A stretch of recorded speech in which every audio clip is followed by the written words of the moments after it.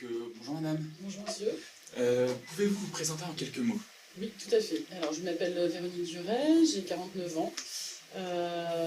J'ai une formation Bac+2 en gestion commerce. J'ai fait une majorité de ma carrière en grande distribution, tout d'abord, avec Célico, Continent, Carrefour, pour ceux qui connaissent. Et j'ai intégré l'entreprise Honoroto en 2008, donc depuis une dizaine d'années. Est-ce que vous pouvez décrire votre fonction au sein de l'entreprise ainsi que vos tâches quotidiennes? Tout à fait. Je suis garante de la réalisation des objectifs économiques du centre par le management et l'animation des équipes, dans le respect des politiques de l'entreprise et des procédures générales, bien évidemment, tout en développant la satisfaction client et la satisfaction de nos collaborateurs. Nous sommes également top employeur 2018 au niveau de la marque, donc c'est très important dans le métier du directeur de centre. Très bien. Quelle formation avez-vous suivi? Parce que vous avez dit que vous êtes ici d'un Bac+2. Est-ce que vous avez suivi des autres formations?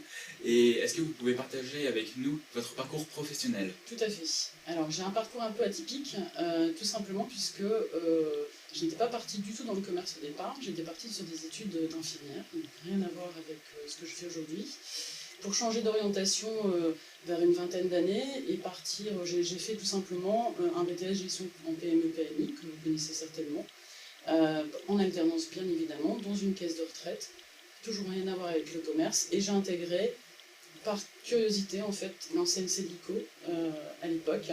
J'ai fait tous les métiers dans la grande distribution, donc employé libre au service, adjoint, manager et enfin chef de secteur. J'y suis restée presque une petite quinzaine d'années, où j'ai tout appris. Et j'ai quitté puisque je mets un point d'honneur sur les valeurs d'entreprise, pour moi c'est important.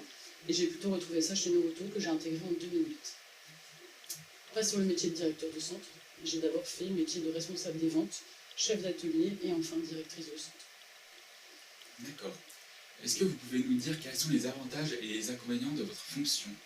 Alors pour moi, il n'y a pas d'inconvénient, puisque sinon je ferai un autre métier. Pour moi, il n'y a que des avantages, puisque chaque jour est différent. Chaque jour, j'apprends des choses, puisqu'à partir du moment où vous managez des hommes, vous apprenez tout le temps. Pouvez-vous nous donner une idée des salaires au début et en fin de carrière pour votre niveau de responsabilité en annuel brut? Alors, nous ne pouvons pas parler vraiment de salaire. En revanche, nous avons forcément une partie fixe et variable. Nous avons des avantages de conditions d'achat du personnel, nous avons des tickets restaurants, nous avons la mutuelle, nous avons des primes d'intéressement et de participation de bénéfices comme dans beaucoup d'entreprises. Voilà ce que je peux vous dire sur la rémunération d'un directeur de centre. Très bien. Êtes-vous dans un secteur porteur en ce moment? Est-ce que vous êtes à la recherche de talents? Tout à fait. Alors, les directeurs de centre recrutent au niveau de leur centre pour les différents métiers que vous rencontrez dans un centre de profit. En revanche, alors nous sommes quand même à la fois aussi à la recherche de talents, bien évidemment.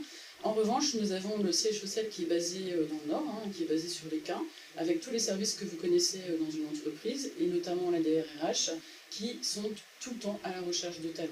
Bien évidemment, les 10 prochaines années du secteur automobile ne sera pas les 10 qui viennent de se passer. L'entreprise est toujours en train d'innover et a besoin de talents pour innover. Très bien. Selon vous, quelles sont les qualités essentielles pour être directeur ou directrice de centre? Alors, d'abord être un leader, ça c'est incontournable. Il faut savoir aussi être animateur, commerçant, entrepreneur, être gestionnaire et surtout aussi piloter la sécurité de nos collaborateurs, c'est important. Pour finir, quel conseil donneriez-vous à un jeune qui voudrait accéder au même niveau de responsabilité?